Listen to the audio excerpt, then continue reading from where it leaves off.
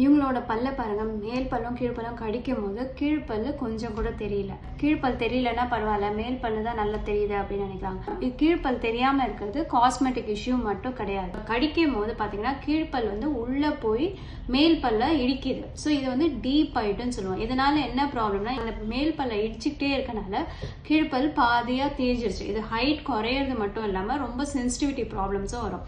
இன்னும் கொஞ்சம் தேஞ்சுன்னா ஒரு பல்குள்ள இருக்க நரம்பு எக்ஸ்போஸ் ஆகி பெயின் வந்து அதனால ரூட் கெனால் ட்ரீட்மெண்ட் கூட பண்ண வேண்டியிருக்கும். ஸோ இதை ப்ரிவென்ட் பண்ணணும்னா நம்ம சின்ன வயசுலேயே டீப் பைட் இருந்தால் கிளிப் போட்டு அந்த டீப் பைட்டை கரெக்ட் பண்ணணும். சில பேருக்கு வந்து டீத் வந்து மேலே இருக்க பேலட்டை போய் இடிக்கும். ஸோ அந்த மாதிரி இடிச்சுட்டு கான்ஸ்டண்ட்டாக இடிச்சுட்டே இருக்கும் போது அப்பர் டீத் ஃப்ளேர் அப் ஆகி வெளியில் தூக்கலாக வரும். அப்பர் டீத் வந்து ஆட ஆரம்பிச்சிடும். வீக் ஆகி போன் லாஸ் ஆகி வீக் ஆகி ஆட ஆரம்பிச்சிடும். ஸோ இந்த மாதிரி உங்களுக்கு சிவியர் டீப் ஆயிட்டு இருந்தால் உங்கள் அப்பர் டீத்தையும் லோவர் டீத்தையும் ப்ரொடெக்ட் பண்ணுறதுக்கு அதை முதல்லயே சரி பண்ணிடுறது பெட்டர்.